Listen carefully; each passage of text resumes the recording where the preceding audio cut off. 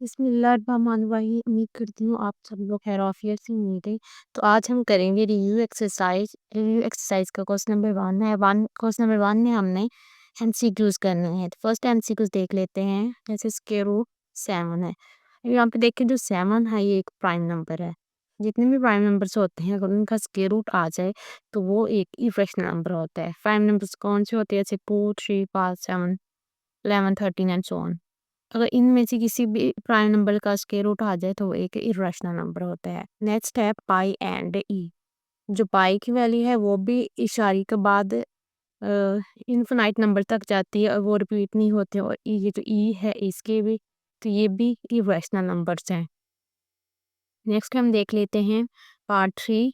If N is not a perfect square root then square root N is. यहाँ पे यही कहा गया है कि ये एक परफेक्ट स्क्वायर रूट ना हो एन। जैसे परफेक्ट स्क्वायर रूट कौन से होते हैं? अगर हम फोर एक परफेक्ट स्क्वायर रूट है। 4 को हम लिख सकते हैं 2 की पावर 2। और ये तो ये एक परफेक्ट स्क्वायर रूट है। बट जो ऐसे हम लिखें जैसे 2 है, स्क्वायर रूट 3 है, परफेक्ट स्क्वायर रूट नहीं है। तो ये नंबर कौन से होते हैं? Prime number. ये नंबर जैसे 2, 3 ये जो प्राइम नंबर है इनके परफेक्ट स्क्वायर रूट नहीं बनते, तो ये इरेशनल नंबर्स है। तो हम ऐसे नंबर्स को क्या कहेंगे कि वो इरेशनल नंबर है। नेक्स्ट हम देख लेते हैं। जैसे ये भी देखिए स्क्वायर रूट 3, ये 3 प्राइम नंबर है तो ये एक इरेशनल नंबर हो जाएगा।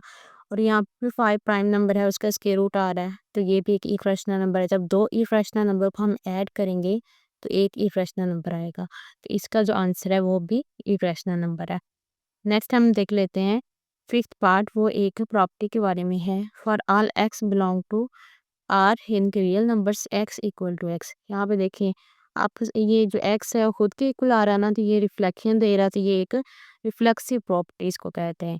ये चीज मैंने बताया था जब इसका एक्सरसाइज स्टार्ट की थी जहाँ पे यूज हो रही थी वहाँ पे मैंने आपको बताई भी थी ये प्रॉपर्टी सारी। नेक्स्ट देखें लेट ए बी एंड सी आल को बिलोंग कर आल को रियल नंबर्स से लिए गए हैं।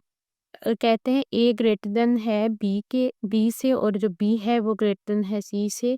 देन जो ए है वो ग्रेटर देन होगा सी से। तो मैंने बताया था जहाँ पे ये वाली चीज़ बन रही हो, ये वाली प्रॉपर्टी यूज हो रही, तो इसको ट्रांजिटिव कहते हैं। तो ये ट्रांजिटिव प्रॉपर्टी को कहते हैं। नेक्स्ट पार्ट इसका 7 है। उसमें उन्होंने कहा है कि 2 की पावर x मल्टीप्लाई 8 की पावर x इक्वल टू 64। देन हमने x निकालना है। हमने इसको थोड़ा एवेलुएट कर लेते हैं। यहाँ पे 2 की पावर जो 8 है उसको लिख सकते हैं ना 2 की पावर 3।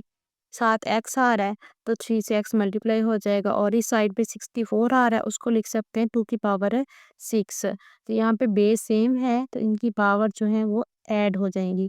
और यहाँ पे राइट हैंड साइड पे ये वैसे आ जाएगी। अब यहाँ पे देखें इनकी बेस सेम आ रही है तो इनके जो एक्सपोनेंट है वो हम उन्हें कंपेयर कर लेंगे। तो यहाँ पे x से यहाँ पे 3x से ऐड करेंगे 4x आ जाएगा। इस साइड पे 6 आ जाएगा तो यहाँ से x आ जाएगा 6/4। तो यहाँ से 2 से कैंसिल हो जाएगा। 2 4 आ जाएगा और 2 3 6 आ जाएगा।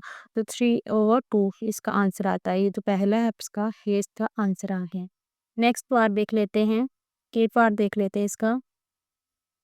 लेट ए बी बिलोंग करता है आर को।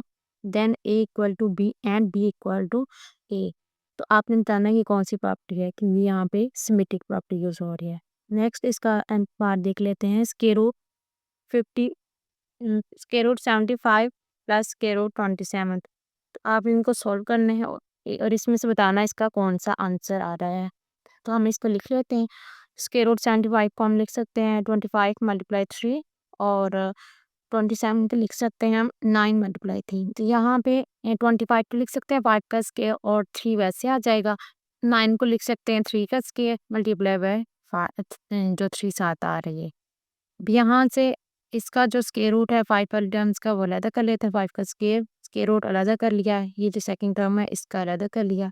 यहाँ पे भी 3 का स्क्वायर रूट अलग कर लिया और इसका भी अलग कर लिया। तो यहाँ पे स्क्वायर से स्क्वायर रूट कैंसिल हो जाएगा 5 आ जाएगा और ये टर्म वैसे आ जाएगी। यहाँ पे भी 2 से स्क्वायर रूट 2 कैंसिल हो जाएगा। ये 3 वैसे आ जाएगा। अब यहाँ पे 5 है और यहाँ पे 3 है। जब इन दोनों को ऐड करेंगे 5 + 3 8 स्क्वायर रूट 3। तो ये जो इसका लास्ट पार्ट है ये इसका आंसर आ जाएगा। तो हम चले देखते हैं इसका लास्ट क्वेश्चन है क्वेश्चन नंबर 10। उसमें ये पूछा गया है कि ये जो एक्सप्रेशन दिया गया है इसका हमने प्रोडक्ट देखना है कि कौन सा नंबर आता है। तो यहाँ पे देखिए ये बन रहा है a plus B into A minus B की फॉर्म बन रही है, वो इक्वल आता है ए का स्केयर माइनस बी का स्केयर। तो यहाँ पे ए 3 है इसका स्केयर आ जाएगा, जो 5 स्केयर रूट 5 है इसका स्केयर आ जाएगा। इसका 9 आ जाएगा स्केयर करेंगे 3 का, और यहाँ पे स्केयर से स्केयर रूट कैंसिल हो जाएगा, आंसर आ जाएगा 5। तो इसमें से इसको माइनस करेंगे, आंसर आ जाएगा 4। 4 को हम लिख सकते हैं 4/1, यानी कि इसको मैं लिख सकती हूँ p/q की फॉर्म में। तो वो कौन सा नंबर बनता है, वो एक रैशनल नंबर बनता है। होप सो आप लोगों को आज की वीडियो समझ आ गई होगी, और नेक्स्ट वीडियो में फिर मिलते हैं, तब तक के लिए अल्लाह हाफिज़।